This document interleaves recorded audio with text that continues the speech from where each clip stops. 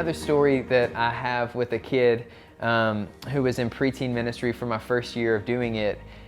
He's one of my favorite kids that I ever got to have in preteen ministry. At the time, he may have not been necessarily my favorite kid. Now this guy, he would show up, and one Wednesday night, he'd be absolutely amazing, engaged in the sermon, awesome answers in small group, amazing to watch worship whenever worship would be taking place.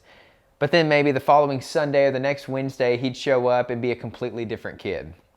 He was a leader at that as well. He could lead well in positive and negative situations. Kids looked up to him, and he was awesome.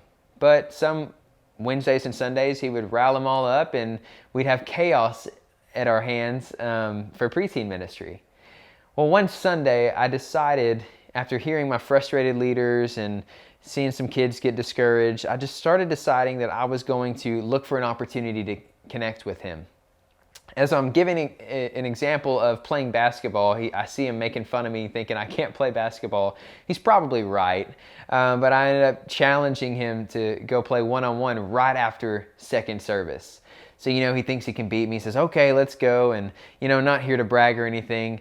Got to whoop him 21-5.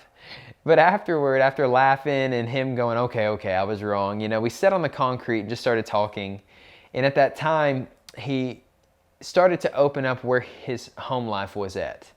He let me know that his dad is an alcoholic, that he comes from a broken family, that his older brother is kind of a wild older brother, and it really hurts him that his dad won't quit drinking, and he's choosing that over his family. As I began to hear this, I realized the kid's not showing up just to make things chaotic and just go all wrong.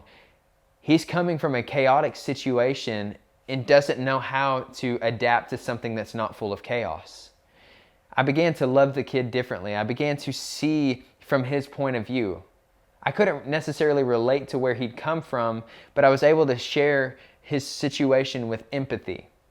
Jesus shares an example of what empathy is, because whenever he gets Zacchaeus out of the tree, he goes and has dinner at his home with Zacchaeus. See, when Jesus had dinner at Zacchaeus' house, Jesus modeled empathy. Here's what empathy is.